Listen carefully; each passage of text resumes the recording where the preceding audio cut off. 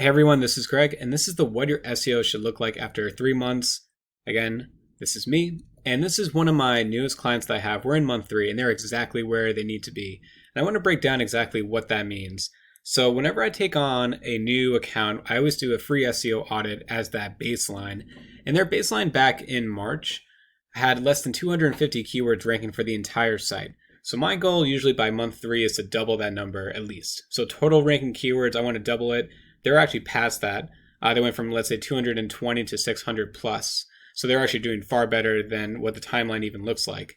But that orange arrow right there, though, that's the first month we worked together. So we went from under 250, then we went over 250 keywords. And now we're over 600 during month 3. What are those ranking keywords? So for any client that I have, I do a daily keyword rankings report through SEMrush. So again, their name is redacted, but here are their keywords that they're ranking for.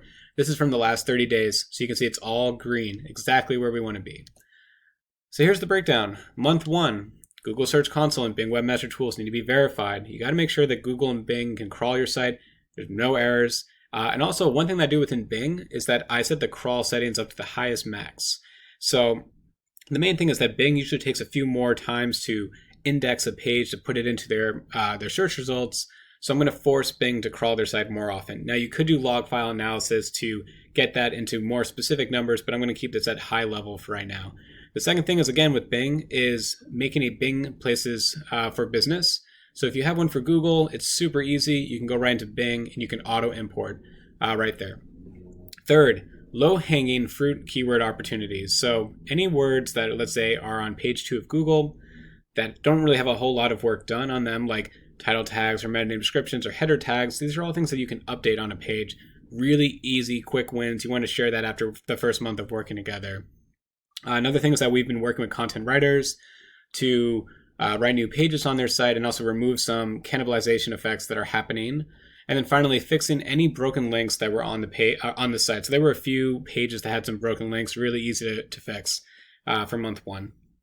Month 2, this gets into like a little bit more specific. So after the first month of changing some keywords on a page and using title tags and headers and all that other kind of stuff, I noticed that one of the keywords from keyword research showed more search volume if I changed the URL slug to be a different keyword and go after that a bit more aggressive. So I did that. I also use tools like ClearScope and TF-IDF. Now to put some perspective, ClearScope cost me $350 a month and TF-IDF is about $50 per month as well. These are 2 very valuable tools on top of my other tool set that I'm using for every client that I have. But these 2 tools specifically help me improve the on-page SEO for my clients. Highly recommend you guys check out these tools. Very big to help improve your SEO. More internal links were put on the site to help pass equity. And then finally, working with content writers on question and answer content. I'm going to get into that a bit more specific on the next slide. So the question and answer content effectively is looking at how people are also searching for within Google. So if people are doing one search and then they're also doing like a follow-up search, you want to see if you can address that question on your main service page. So I'll give an example. Let's say I was going to go to Yankee Stadium and I'm going to sit in the Bleacher Creatures section. So if I just search for Bleacher Creatures, Yankee Stadium, you read about it, maybe Wikipedia is ranking first. Got it. Okay, I know this section exists. My next follow-up question would be something like, can you bring alcohol into this section? Is this a family-friendly section? Is it wheelchair accessible? All those type of follow-up questions you might do. So if you can actually address those questions directly on your page, you're essentially reducing the amount of steps somebody like me would have to go back into Google or Bing to do a new query basically off my own existing search. So again, you want to have the more comprehensive guide. And that's why I want to go into more detail on that right now. Other things that we did too were things like Google My Business. So we updated the description of the business to get more keywords on the page and more of a topic overview.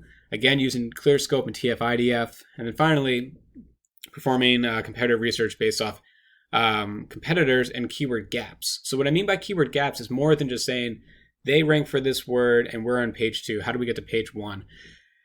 It's more that if I notice that a few competitors are all outranking my client, I'm going to open up their ranking page and I'm going to look at the design and how it's all broken down. So one example is you could look at a page and say that every page has about 1,000 words and ours is at 700. So that's one of the gaps. Gaps right there is they all have this and we don't. So we need to include more content. But then simply adding more content, again, is with those questions and answers. It's not simply just, stuffing keywords on a page. Another gap could be if I say 2 out of the 5 who outrank us all have a video. I might look at that video and say, well, is this video self-hosted, like on Wistia? Is it served on YouTube? These are the type of analysis that you can actually go through and say, what's different about theirs? What's a better experience? Do we have a better load time? Do we have an infographic that we can share? Is our mobile site really easy to use? These are all those keyword gap opportunities right there. So I want to kind of give that as a brief overview. But just to summarize everything again, during month 3, you should be doubling your total keywords that are ranking for your site from when you start. Now, of course, every site is going to be different. So sometimes what I do for larger sites is I break it down by the page or pages. So I'll do a historical snapshot and say, these 10 pages that we're going to work on have this total amount of ranking keywords.